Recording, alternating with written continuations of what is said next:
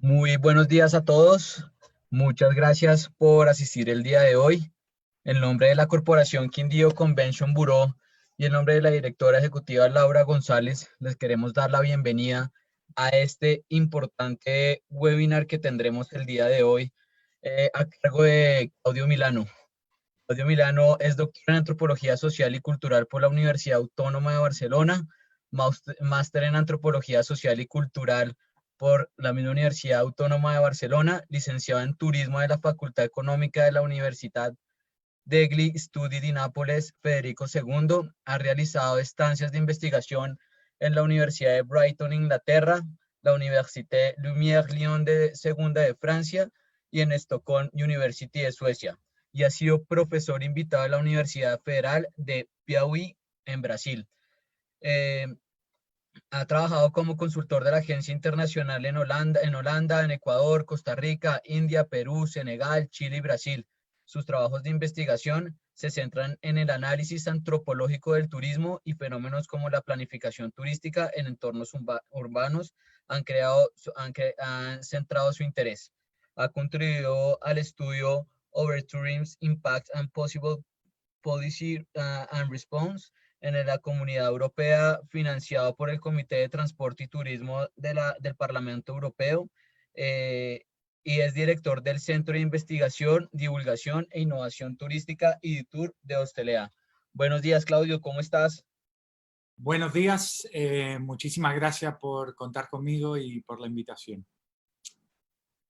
Muchísimas gracias, Claudio.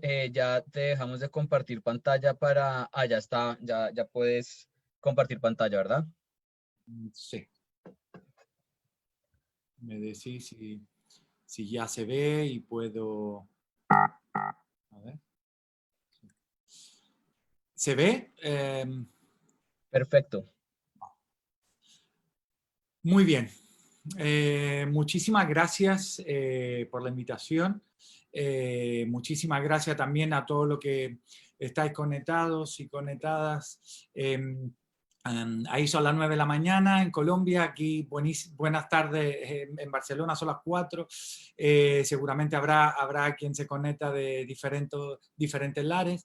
Hoy, digamos, gracias a la invitación de José, tendremos la posibilidad de compartir algunos hallazgos durante investigaciones, años de investigaciones sobre tendencias, retos en la sostenibilidad en turismo. Como se mencionaba anteriormente, soy director y editor del Centro de Investigación, Divulgación e Innovación Turística de Hostelea, Tourism Management School, y en el mismo centro soy también director del Máster en Destino Turístico Sostenible y Planificación Turística Territorial. En los últimos años me he dedicado al mundo académico, a publicaciones académicas, como algunas de estas que podéis ver, desde un libro que hemos coordinado con otros autores de la Wakayama University en Japón y University of Brighton sobre Overtourism, Excessive Discontents and Measuring Travel and Tourism. Otros estudios como el turismo en el mundo rural, publicado por Pasos, sobre varios casos latinoamericanos de turismo rural y turismo comunitario, o una de las últimas publicaciones en castellano es Ciudad de Vacaciones, con esa portada bastante, bueno, intentando provocar un poco a los lectores sobre conflictos urbanos en espacios turísticos, donde analizamos varios casos latinoamericanos en ciudades latinoamericanas y ciudades de la península ibérica y de Portugal. Y luego otros estudios, pero sobre todo consultoría, como en el caso aquí en el centro del Research for Trunk Committee, que ha sido un estudio junto a otros consultores y académicos europeos, junto al Parlamento, al Parlamento Europeo, y el estudio fue publicado en el 2018 y presentado en el 2019 en Bruselas, donde intentábamos analizar un poco cuáles eran, a nivel de saturación y congestión, algunas respuestas, ¿no?, a nivel de políticas públicas. Luego, a nivel de también consultoría y estudios de planificación turística, The Rotterdam Way ha sido uno de los últimos planes estratégicos en los cuales tuve la posibilidad de trabajar con otros consultores en la ciudad de Rotterdam. Y luego hay otras investigaciones, que también nos sirven y me sirven, digamos, de partida para algunas de los conceptos que iré compartiendo. Y vamos a ver dónde estábamos antes, ¿no? En qué estábamos a nivel turístico, a nivel de industria turística global, antes de lo que ha sucedido en los últimos 2 meses y respecto a ese parón, ¿no? que estamos viviendo a nivel global. Realmente, si vemos cómo han cambiado los números a nivel a nivel global y más allá, como se menciona aquí en la presentación, más allá del sensacionalismo mediático y de algunos datos a veces que hay que revisar de la OMT. La OMT muchas veces nos habla de llegada turística, estos gráficos que nos hablan de 1.800.000 turistas para el 2030. Hay que revisar muchas veces estos tipos de estadísticas y hay que revisarla porque no son correctas del todo, ¿no? Si viajamos de Bogotá a Barcelona haciendo una escala en Madrid, nos contarán como 2 llegadas turísticas, cuando realmente es la misma persona que está viajando, ¿no? Entonces muchas veces esas estadísticas nos pueden llevar a algún malentendido, pero realmente si vemos algunos datos hasta febrero 2020, hemos crecido a nivel de llegada y a nivel de presencia y de pernotaciones también de una forma desmesurada, también comparado a cómo ha crecido la población mundial. Pero ¿cómo ha crecido ese turismo? ¿Cómo ha crecido el turismo mundial? Ha crecido de una forma desequilibrada, ¿no? Desequilibrada y por eso retomo un informe de la consultora australiana Intrepid Travel que el año pasado publicaba este informe sobre undertourism and overtourism, ¿no?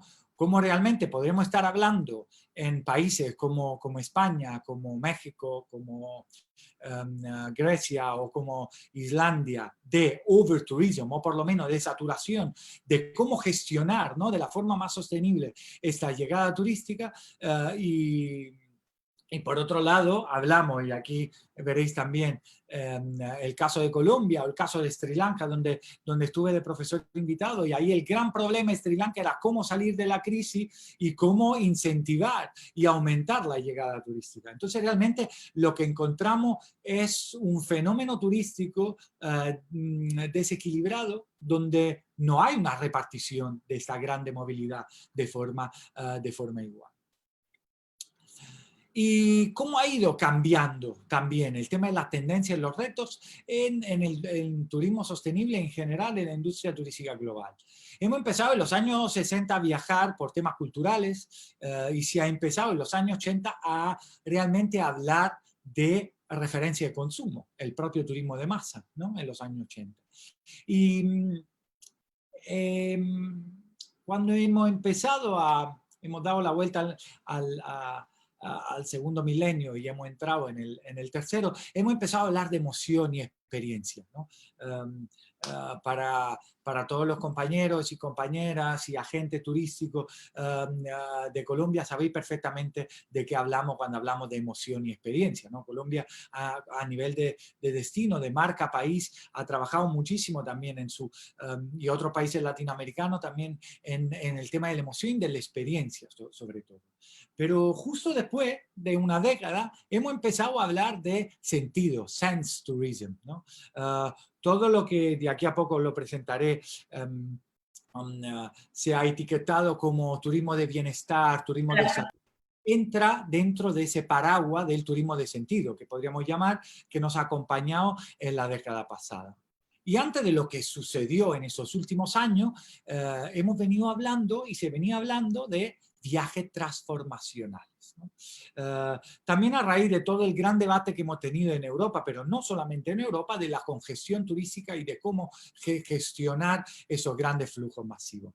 ¿Y ahora qué? ¿No? ¿Y ahora en qué estamos?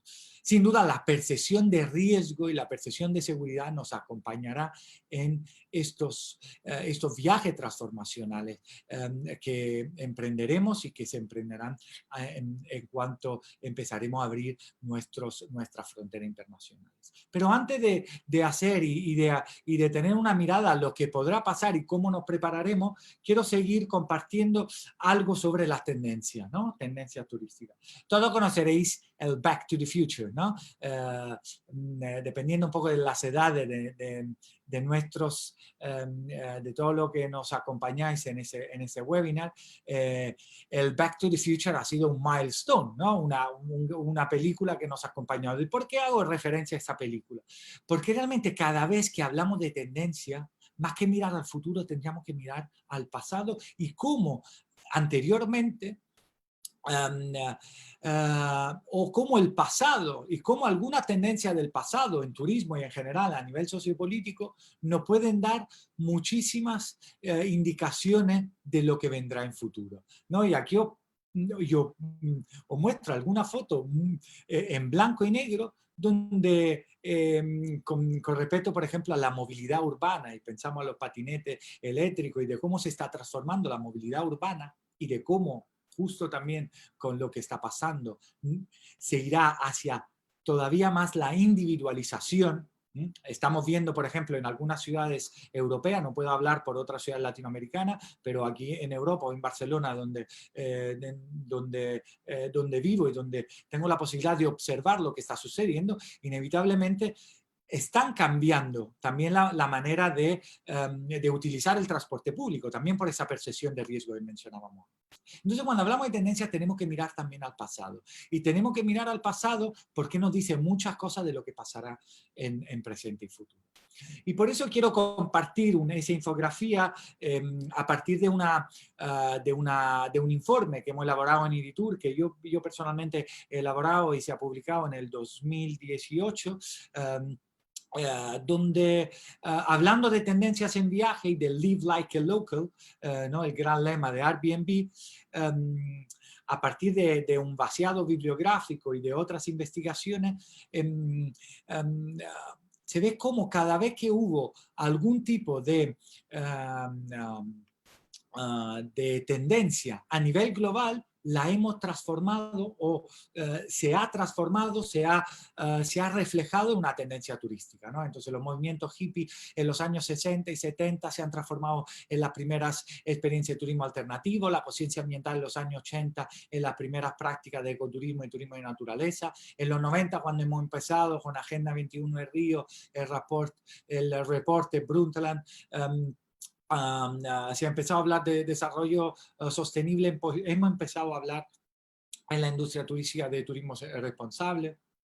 Cuando, por ejemplo, en los años 2000 hubo la crisis de la cooperación internacional, empezó todo el gran debate a finales del 90 y principios del 2000 con el Pro-Poor Tourism, turismo voluntario, turismo de cooperación internacional. En el 2002 la OMT abre el programa STEP, Sustainable Tourism for Eliminating Poverty. Es decir, cada vez que hay una tendencia a nivel global, la transformamos en un producto turístico. Y en el 2010, cuando se empezó a retomar el movimiento slow que Carlo Petrini en los años 80 inició, empezamos a hablar de turismo de bienestar, turismo de lentitud y sentido. Y cuando estamos a punto de empezar a elaborar nuevas propuestas a nivel de viajes transformacionales, hubo esta pandemia global que nos obliga a repensar también la tendencia y los próximos retos. Entonces, la intangibilidad de la experiencia turística. Cuando estábamos hablando, estábamos a punto de hablar y de elaborar lo que estaba pasando a nivel de esos viajes transformacionales que nos hubiesen acompañado durante esa década, hablábamos de experiencia offline, meditaciones, retiros vacacionales, ¿no? Y justamente cuando empezamos a hablar de experiencias sensoriales, el bienestar médico, perdón, mental y físico, mindfulness, y se estaba incrementando y aumentando esos tipos de experiencia. Ahora estamos hablando de qué es lo que vendrá después del COVID-19 y de esa pandemia y de la pandemia y de esa crisis global. Entonces, algunos conceptos, como era el concepto de experiencia, de emoción, exotismo, autenticidad, sentidos, primitivismo, ¿no? La propia autenticidad. No es un caso que vivir como un local y live like a local de Airbnb, que ahora os hablaré de cómo Airbnb realmente lo que hace surge después de la crisis del 2008 y a ver ahora, después de esta crisis del 2020, cuáles serán las otras realidades también empresariales que saldrán de esta crisis.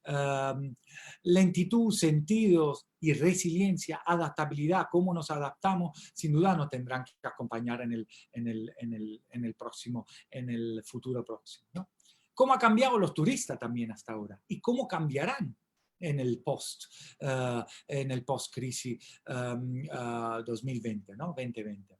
Hemos pasado de tener un turista tradicional a un turista social, a un turista colaborativo, ¿no? Con lo que vendríamos a llamar erróneamente, según mi humilde opinión, economía colaborativa, porque realmente no podríamos hablar de economía colaborativa, teníamos que hablar de capitalismo de plataforma, pero se empezaba a hablar de turismo colaborativo, a todo el tema del prosumer, ad prosumer and prosumer. Todo el gran debate sobre los influencers, pensamos también a cómo algunos países como Belice o varios países centroamericanos y latinoamericanos han querido trabajar su propia marca a través también de algoritmos y de influencer, que podríamos definir unos prosumer, unos productores, un producer, broker y al mismo tiempo consumer, ¿no? Entonces realmente lo que hemos visto también de cómo ha evolucionado el consumidor, ha evolucionado muy rápidamente hasta ser realmente un consumidor proactivo y además un broker. ¿Y cómo nos estábamos preparando a esta crisis? A pesar que muchos técnicos y muchos agentes del sector nos dirían que esta crisis nos ha pillado completamente desprevenido, yo os invito a mirar lo que estaba pasando justo hace un par de años. Y por eso os menciono el tema del Greta Effect, ¿no? Cuando hablamos del flight shame, no sé si todos estarán familiarizados con ese concepto, justamente en Suecia empezamos a ver cómo estaban disminuyendo muchísimo el transporte de aviones. Y hemos tenido algunas conferencias aquí en Europa donde compañeros y compañeras suecos y suecas empezaban a viajar en trenes, ¿no? Y no solamente suecos, ¿no? Pero sin duda el tema del Greta Effect ha nacido y se ha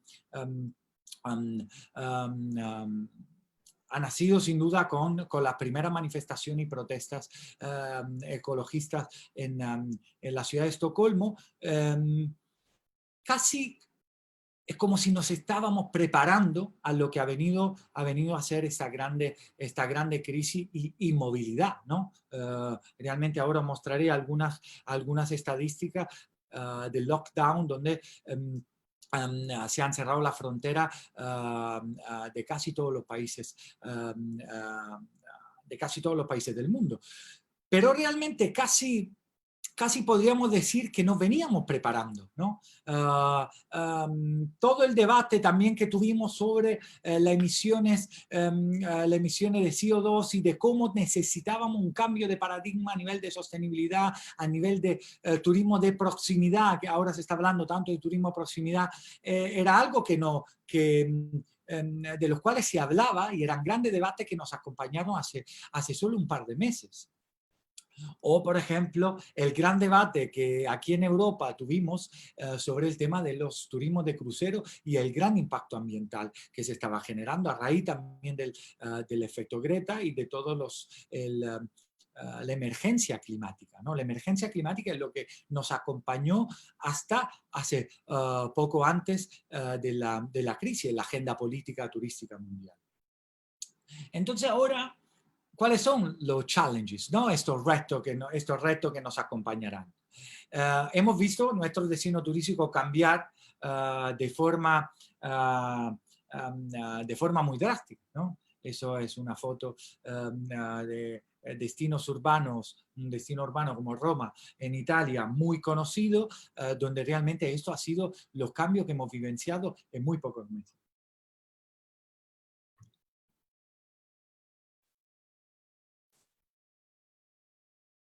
Y así en muy pocos días hemos visto cómo desde el 12 de marzo hasta el 23 de marzo el lockdown y las restricciones de movilidad internacional han afectado casi todos los países del mundo. Y un 96%, aquí nos dice la OMT, un 96% de las destinaciones turísticas a nivel mundial han empezado a tener restricciones fronterizas para cualquier tipo de movilidad, sea por motivos de ocio y también otros tipos de restricciones. ¿Qué nos enseña? ¿Qué nos está enseñando esta crisis? Que inevitablemente los países que más están vivenciando, ¿no? Están viviendo una crisis económica importante y la vivirán probablemente en los próximos meses, son los países que más estaban especializados en turismo, ¿no? Eran los países y las economías donde el turismo tenía un gran peso. Inevitablemente, el país donde yo me encuentro en ese momento y el Estado español y en Barcelona, ciudades donde realmente el peso del turismo es muy importante, inevitablemente están viviendo una crisis, vivirán una crisis muy importante, porque hasta que no abriremos completamente las fronteras y se reactivará el sector turístico, estaremos pesando muchísimo en la cuenta nacional. Entonces, ¿cómo volverán estas prácticas turísticas? ¿Volverán a ser insostenibles como lo eran anteriormente? Esas son una foto de principio de abril cuando después de haber después de haber abierto el lockdown en China, muchísimos turistas locales en la provincia de Anhui generaron un problema de congestión en un parque nacional, tanto que las autoridades chinas tuvieron que cerrar el parque. Y esto fue justo el día después de que el lockdown se había terminado el lockdown. Con lo cual, la pregunta es, ¿volveremos a esas prácticas turísticas insostenibles? ¿Cuáles serán los retos? ¿Cuáles serán los retos en la sostenibilidad turística? ¿Cuáles serán las próximas tendencias que nos tendrán que acompañar para el post-COVID? ¿Cómo nos preparamos? Inevitablemente, la gran pregunta es sobre temas como la bioseguridad, ¿no? La higienización, ¿no? Necesitaremos y queremos, seguramente querremos, como turistas, como consumidores, destinos higienizados. Destino higienizado, infraestructura higienizada, el health and safety serán los temas y la gran pregunta que nos haremos antes de elegir un destino, antes de elegir una infraestructura turística en lugar que otra. Todo el tema de los seguros, travel insurance. El travel insurance será un tema sin duda que nos acompañará. Si hasta ahora los seguros turísticos, si bien eran y jugaban un papel muy importante, puede que en el futuro próximo jugarán un papel importantísimo. O el return policies. Pensemos que, por ejemplo, tenemos que pensar que hasta ahora todo el tema del return policies, de la, sobre todo en la aviación comercial, era muy complicado. Era muy complicado tener políticas de cambio sostenibles para buena parte de los consumidores que compraban y que accedían a la tarifa básica. Ahora probablemente tendremos que revisar estos tipos de políticas de cambio. Y luego el tema de la bioseguridad. Quién sabe si de aquí a poco tendremos que viajar con nuestro pasaporte de vacunas y enfrentarnos a un tipo de sector mucho más controlado. Luego hay otro tema que nos pone en evidencia, ¿no? En estos países, como mencionaba, muy dependientes de la propia economía turística, que es el tema del trabajo. Hemos visto que el trabajo turístico en general, tiene que estar al centro de nuestra agenda política y académica, como investigadores, como consultores, como agencias gubernamentales. No podemos pensar que el trabajo turístico sea un trabajo o que sea protagonizado por desigualdad de género, por trabajo indecente, muy mal pago y con muy poca seguridad. Y lo estamos viendo durante esta época de crisis. Al final, muchísimo trabajo mal remunerado o informales han hecho que muchísimos trabajadores y trabajadoras se encontraran desamparados en esa época de crisis. Con lo cual, poner el trabajo turístico en el centro y como tema fundamental de nuestra agenda política, académica y también del sector privado, claramente, será fundamental. ¿A qué otra tendencia nos enfrentaremos? Nos enfrentaremos a sociedades siempre más controladas y vigiladas. Aquí os comparto una foto de Nueva York de 1900, donde realmente esos espacios que ahora podríamos llamar espacio público, a pesar de ser muy controvertido el concepto de espacio público, no eran tan controlados. Entonces, si luego con la época de saturación y de masificación turística nos hemos encontrado con esos tipos de campañas que se hacían en la ciudad de Venecia sobre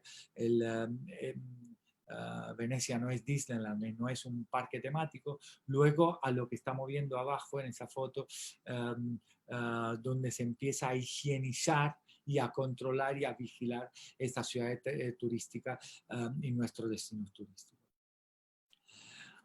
Por ello, ¿cómo nos preparamos? Nos preparamos teniendo que mirar y teniendo que empezar a estudiar a nivel de tendencia, también mirando hacia el pasado. En el 2008, nadie se hubiese esperado que Airbnb se impusiera como la gran multinacional del sector turístico. Y en muy pocos años, casi menos de 12, podríamos decir, aunque ahora está viviendo una gran crisis, pero después de la crisis financiera, en el 2008 Airbnb ha nacido como gran multinacional y como gran potencia turística. Y ahora en el 2020, con esa crisis y en la pandemia mundial, realmente no será solo el turismo de proximidad, no será solo un turismo sostenible el que nos acompañará, seguramente entrarán otros espacios en disputa y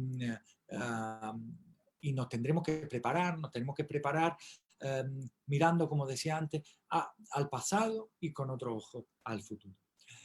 Cuando hablamos de distanciamiento social, que no lo es, Entonces, por favor, intentemos hablar propiamente de lo que está pasando. Es distanciamiento físico y no es social. Realmente nunca hemos hecho, nunca hemos sido tan sociales como hoy en día. Hoy mismo la plataforma donde estamos lanzando ese webinar es una plataforma que nace por esta demanda de lo social. Y esta demanda a partir del distanciamiento físico y no social. Nunca hemos sido tan sociales como en estos meses de lockdown y de pandemia. Entonces, ¿cómo nos prepararemos? ¿Cómo nos prepararemos a la movilidad a la movilidad turística y, por qué no, física en los nuevos escenarios turísticos? Se está hablando mucho de turismo turismo de proximidad, un turismo más sostenible, sin duda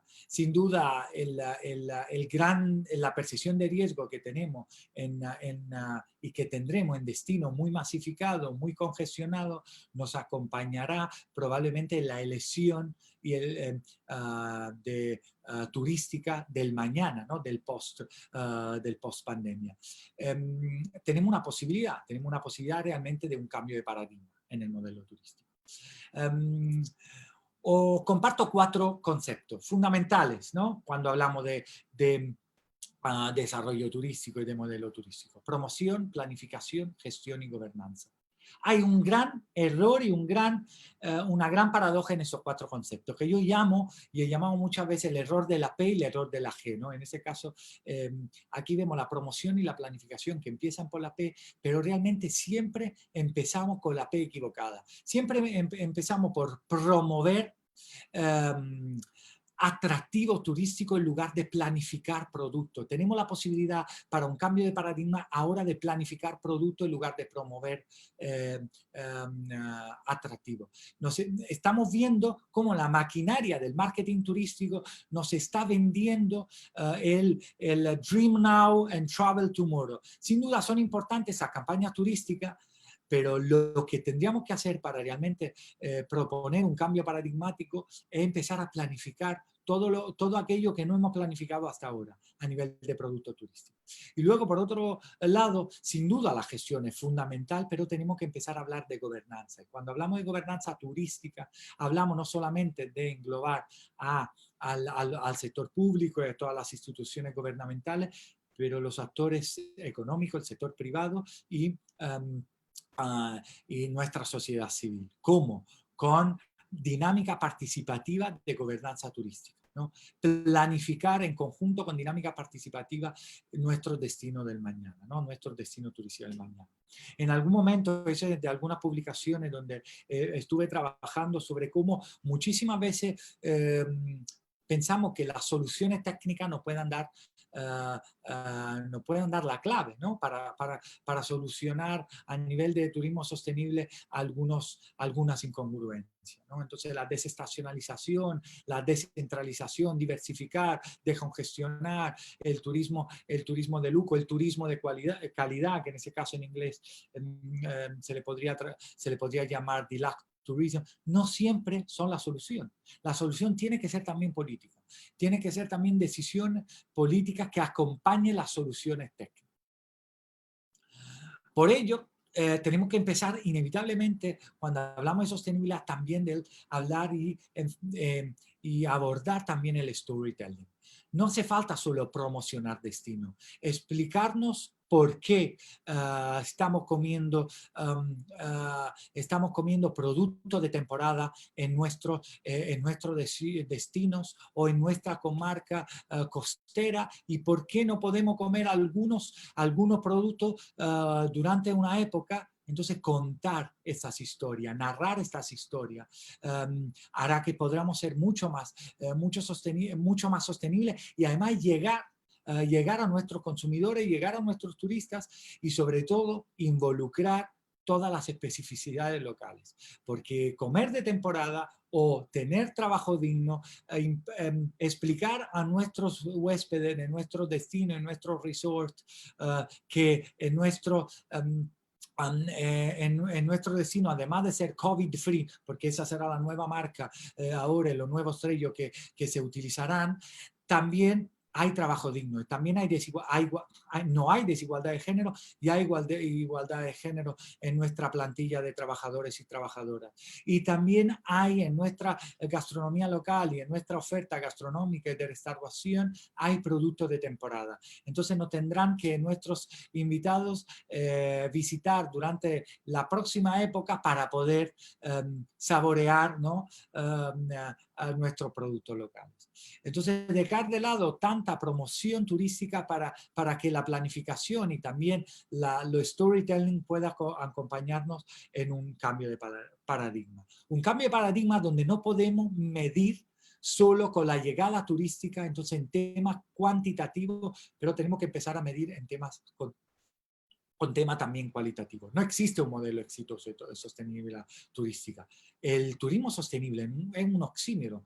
En el momento en que estamos viajando, ya estamos generando un impacto enorme a nivel también a nivel también ambiental. Entonces lo que podríamos hacer y lo que tendríamos que hacer es maximizar beneficios y minimizar los impactos negativos. Y os invito, y es una invitación para todos los y las que nos están escuchando a cambiar un poco la visión que tenemos cuando hablamos de turismo sostenible. Realmente maximizar beneficios y minimizar los impactos negativos, porque siempre va a haber impacto negativo. Entonces, más que un sector, el turismo sostenible o la sostenibilidad es un enfoque que podemos aplicar en diferentes sectores, desde el food and beverage, desde la gastronomía, en nuestra política de gastrodiplomacia, en nuestras políticas de promoción turística o de storytelling a nivel de destino, pero sobre todo es un modus operandi. Entonces no hay solo soluciones técnicas, aunque sí hay soluciones técnicas claramente, pero tiene que ser acompañada por decisiones políticas e ir de la mano también de dinámica participativa de gobernanza turística. Con esto yo termino mi presentación para dar paso a preguntas que creo que son, además en esa época de lo virtual, donde estoy presentando frente a una pantalla, espero que podamos tener un espacio de debate. Aquí hay algunos de mis contactos para que podamos hoy pueda responder alguna pregunta en caso que no tengamos tiempo durante el debate. Os dejo con esa frase y luego con alguna referencia bibliográfica que he venido produciendo en los últimos años. El turismo es como el fuego, ¿no? Y realmente podemos cocinar con ello o no puede quemar la casa. Entonces, cuando hablamos de ese enfoque sostenible, se trata sobre todo de utilizar y de que nos sirva el turismo para generar beneficio y minimizar sobre todo los impactos negativos. Os dejo también aquí con alguna de la publicación académica desde nuestro centro editor en Hostelea, School of Tourism Management, y también otros libros y artículos que se han venido publicando en otras revistas y editoriales. Y aquí, como decía, mi contacto. Muchísimas gracias por la invitación y espero que haya alguna pregunta y quedo a disposición para responder. Claudio, muchísimas gracias. Como siempre nos dejas pensando, ¿no? De qué hemos hecho, cómo lo hemos hecho y para dónde vamos. Agradecemos que nos hayas compartido tu conocimiento. Todas las personas que tengan una pregunta lo pueden hacer por intermedio del chat, o las personas que están en Facebook también lo pueden hacer por intermedio de un comentario y Claudio nos estará respondiendo. Claudio, sí te tengo una pregunta en este momento. Los empresarios por ejemplo, del Quindío, pues están en este momento como en una expectativa. ¿Qué va a pasar? ¿Cómo va a pasar? ¿Cuándo va a empezar a generar una comercialización de mi producto turístico, de mi hotel? Y eso puede generar que esa preocupación nos lleve a tomar decisiones no sostenibles. ¿Cómo puedes llegar a recomendarnos en crear ya nos dijiste, planificar antes de, pero qué recomendaciones le tienes para los empresarios que en este momento tienen una preocupación de vender, vender, vender, y digamos ese vender, vender, vender, como lo hemos visto en unos destinos ya de Latinoamérica, que gratis por, 2 por 1 por, entonces algo que puede ser preocupante y nos puede generar ese daño sostenible. ¿Qué recomendaciones nos tienes para los empresarios? Bueno, yo entiendo claramente la preocupación de los empresarios, del sector. Hay empresarios, compañeros, compañeras que han invertido muchísimo. Nos veníamos retomando y realzando después de la crisis del 2008 y ahora justo caímos en otra. Y, y lo que te diré, José, es un poco triste, pero realmente lo que pasa en nuestro sistema económico capitalista y de tinte neoliberal, el neoliberalismo y donde vivimos hoy en día a nivel de sistema económico, está hecho de crisis y se alimenta de crisis, aunque no nos guste, lamentablemente. Entonces lo que tenemos que trabajar y sobre todo sobre planes de contingencia. Entonces, en el caso, por ejemplo, de la planificación y de preparar para muchos empresarios y empresarias en ese momento que estén preparando su destino, inevitablemente en el corto plazo trabajaremos con turismo de proximidad y turismo interno, ¿no? Es cómo nos preparamos. Cuando mostraba una de las fotos donde hablaba de distanciamiento físico y no social, inevitablemente si veníamos del efecto Greta y de todo el problema de la saturación turística, probablemente ahora estaremos y tendremos siempre más una conciencia ambiental y además tenemos la herencia de los años 90 que venimos hablando. Son 3 décadas que venimos hablando de crisis climática. Ahora ya es una emergencia. Crisis climática teníamos que hablar de los años 90 y a principios de este milenio. Ahora ya estamos hablando de emergencia climática. ¿Cómo transformamos esto en tendencia? ¿Cómo lo transformamos realmente en un valor, en un valor para nuestras empresas? La sostenibilidad tiene que ser un valor. Y cuando veo alguna pregunta, gracias por la pregunta que viene aquí en el chat, de cuál sería, por ejemplo, cómo educar el turista para que consuma o se comporta de forma sostenible, inevitablemente cuando hablaba de storytelling, en lugar de promocionar nuestro eco resort, expliquemos por qué se está comiendo esta fruta, porque es de temporada en nuestra provincia, o por qué entonces, cuando hablamos de sostenibilidad, no es solo sostenibilidad ambiental. Tenemos que explicar por qué es sostenible y por qué elegirnos, a diferencia de otros competidores, porque somos mucho más sostenibles. Y esto hace que la experiencia del propio consumidor vaya en paralelo a lo que necesitamos hoy en día. Necesitamos dinámicas participativas donde las sociedades civiles y las comunidades locales participan, donde haya igualdad de género, donde haya una conciencia ambiental en una infraestructura turística o de ruta ecoturística, o donde los guías locales sean de la propia comunidad cercana. Y eso hay que explicarlo. Y hay que explicarlo en nuestro folleto, y hay que explicarlo con política de storytelling. Eso es como nos podríamos empezar a preparar, aunque sin duda nos vienen tiempos difíciles. Antes que se abran nuestras fronteras a nivel global, tenemos que prepararnos a un turismo de proximidad y un turismo interno. Y probablemente nos vendrán más crisis en la próxima década. Entonces tendremos que tener planes de contingencia. Entonces nuestro proyecto de turismo comunitario en la región de Quindío o alguna ruta ecoturística que tenemos en la región tienen que ser preparadas para ofrecer a turistas internacional, pero también a turistas nacionales. Con lo cual, el próximo plan de contingencia, la próxima crisis, será lo que estamos activando hoy en día y seremos mucho más preparados para esto. La sostenibilidad tiene que empezar a ser no solo una alternativa, tiene que ser un pilar básico para nuestra elección turística. Y realmente con el tema de lo que comemos, del área que respiramos, de cómo nos enfrentamos a esta visión antropocéntrica con el hombre al centro, sin considerar la naturaleza como un entorno que no pertenece, tienen que ser los pilares para hablar de sostenibilidad y eso tiene que también ofrecer la posibilidad que nuestros consumidores nos elijan respecto a otros competidores que no están utilizando estos tipos de estrategia también de storytelling y narrativas. Muchísimas gracias, Claudio. Muchísimas gracias, Juan Pablo, por la pregunta. Por Facebook también nos están preguntando, también nos preguntan, cordial saludo y muchas gracias por su información. El gobierno ha lanzado un modelo de sello de bioseguridad muy importante.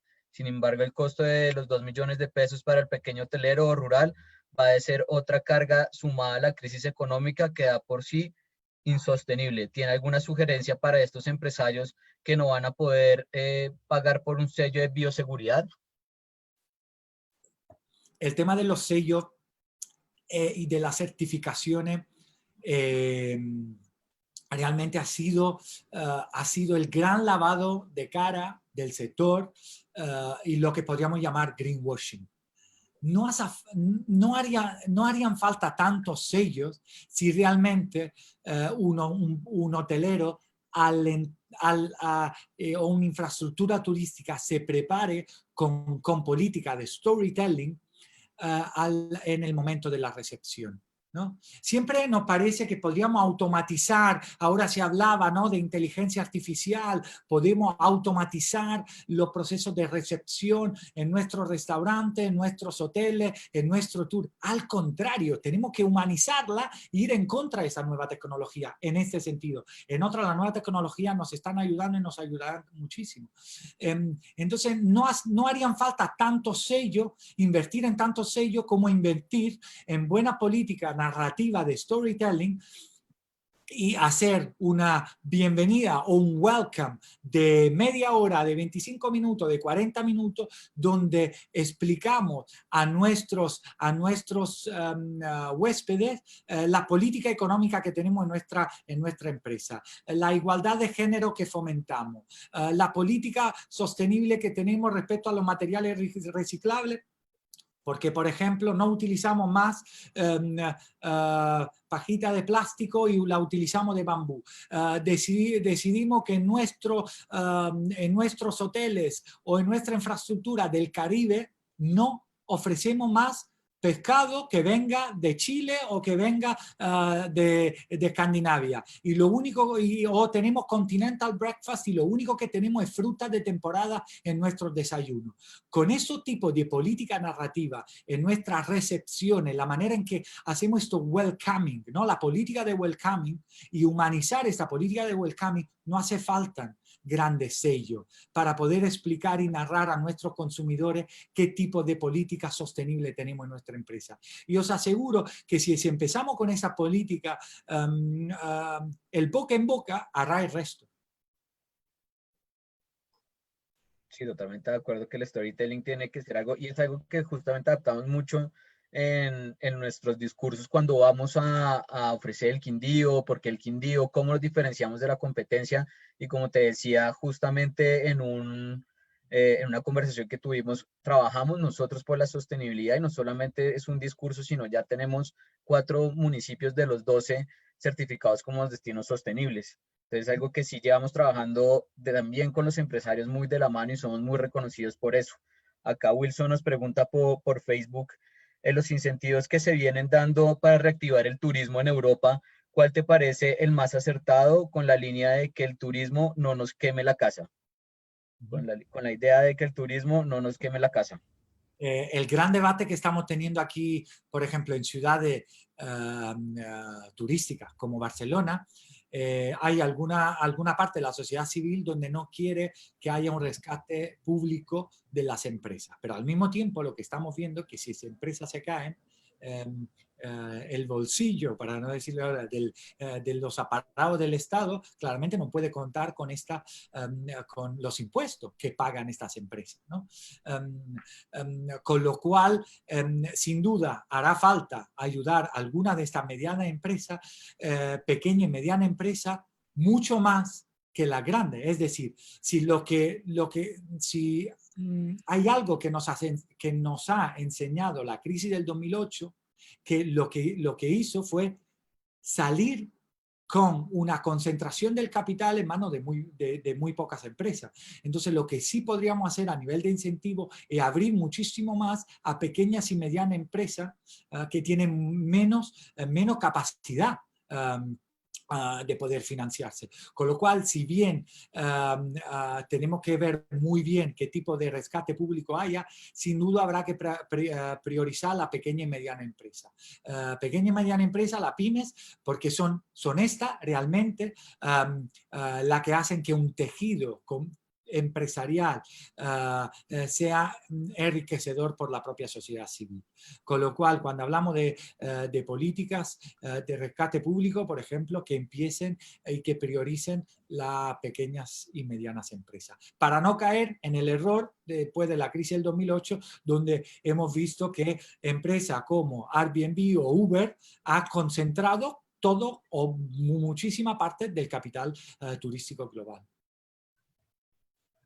Claudio, y por último, y una pregunta también que todos hemos pensado en el Quindío, porque sabemos por muchos expertos que las tendencias van a ser este turismo de naturaleza, estas nuevas experiencias, como decías tú, pues digamos, tourism like a local, de pronto más turismo con el local, como estas experiencias que puedo conocer autóctonas de cada región.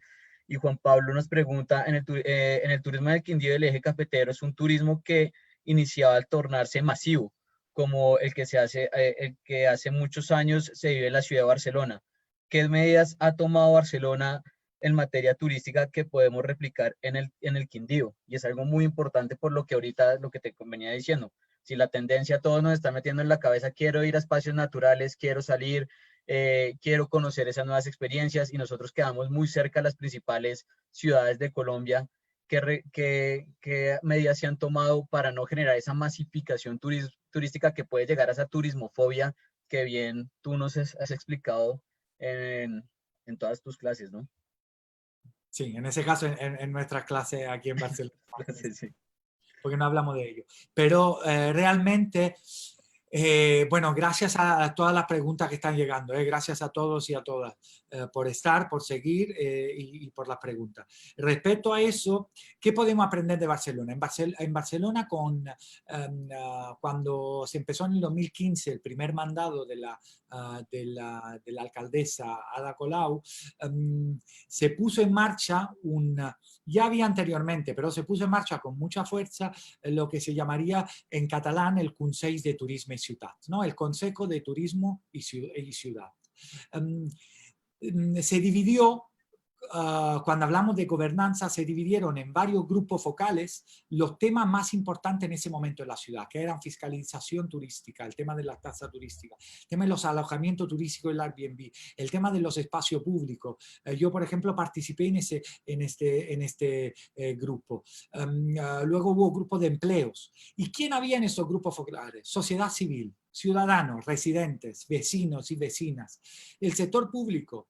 Entonces, todas las instituciones gubernamentales a nivel de comunidad autónoma, pero sobre todo de ciudad, y luego el sector privado, todas las empresas que trabajaban en una temática o en otra y se posicionaban, o por lo menos estaban y se integraban en un grupo o en otro.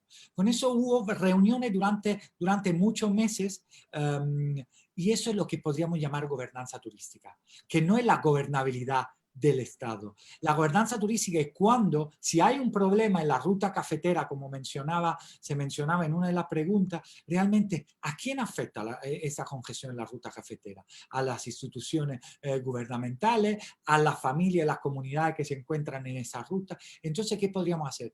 Lo que podríamos hacer es abrir espacio, ¿no? Dinámica participativa, donde podríamos discutir durante meses y sacar algunos informes para ayudar también a tomar decisiones políticas y no solo técnicas, pero que involucran el sector privado y que el sector privado también se implique, por ejemplo, a tener una redistribución de los beneficios de la mejor forma posible, donde también la sociedad civil nos explique cuáles son las exigencias que hay a lo largo de esta ruta turística. Sin duda habrá una tendencia no sé quién nos preguntaba, habrá una tendencia a masificar y congestionar. esta ruta de naturaleza y esta ruta ecoturística. Porque ahora con todo lo que nos está cayendo en ese momento a nivel global, la tendencia será recurrir a espacios naturales, recurrir a espacios donde no tengamos esta sensación de congestión. Pero con eso hay muchísimos estudios sobre capacidad de carga en parques nacionales que nos podrían ayudar en la ruta cafetera colombiana y en la ruta cafetera no solo, ruta ecoturística, no solo que no tengan nada que ver como producto turístico en la producción del café, y en eso os dejé mis contactos. Yo puedo pasar bibliografía o puedo asesorar con eso porque hay muchísimo, el Visitor Management Index, hay muchísimo índices, sobre todo que no funcionan tanto en ciudades, porque las ciudades nos enseñan que hay movilidades diversas, pero en ruta tan concentrada como puede ser la ruta ecoturística o proyecto de turismo comunitario en espacios naturales y de naturaleza, podrían ayudarnos muchísimo en planificar más que promocionar, empezar por la planificación y luego por la promoción, en temas de capacidad de carga y cómo organizamos esos tipos de rutas y cómo involucramos la sociedad civil. Y cómo también para el sector privado, al final, si seremos más sostenibles, tendrá la posibilidad de maximizar también su beneficio.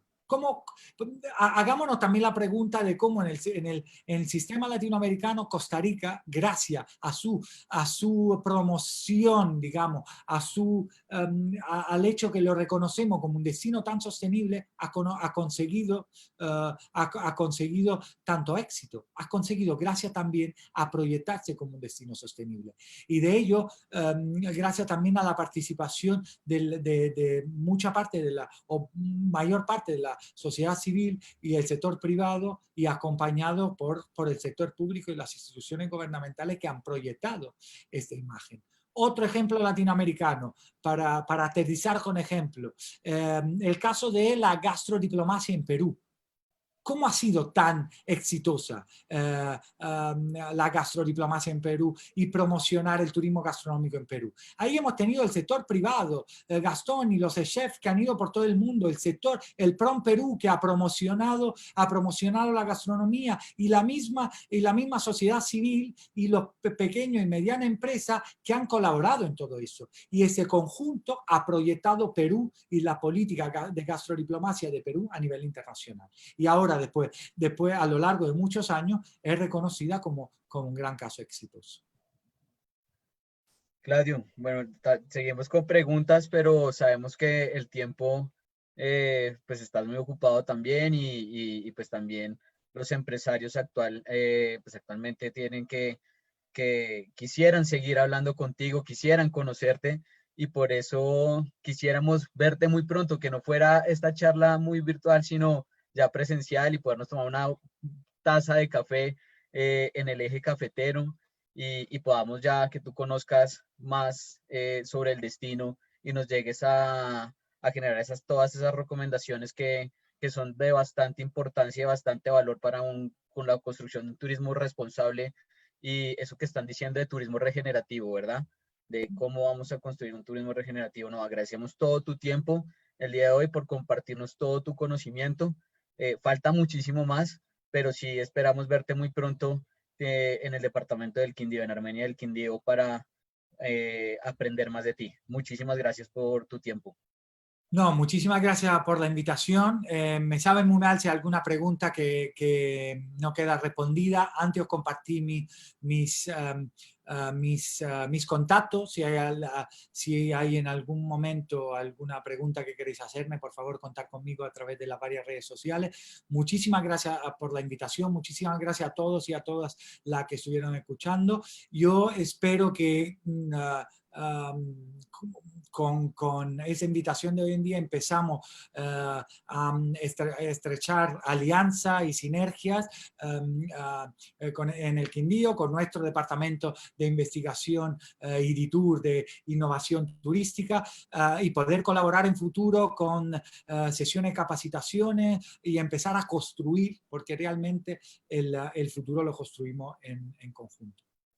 Claudio, darlo por hecho y esto sí, lo que tú dijiste, esto va a fortalecer mucho nuestras alianzas para que podamos aprender de todo su conocimiento que tienen y también que ustedes puedan conocer nuestro gran destino, que es Armenia del Quindío, ubicado en el eje cafetero de Colombia. Muchísimas gracias por todos asistir. Hay personas de Ecuador, de Costa Rica, de todas las regiones de Colombia y agradecemos todo el tiempo de todos y pues de nuestro ponente Claudio, que no será la última vez que lo vean. Esperamos próximamente una presencia de él en el departamento con la reapertura de económica y de fronteras. Muchísimas gracias, Claudio. Muchísimas gracias.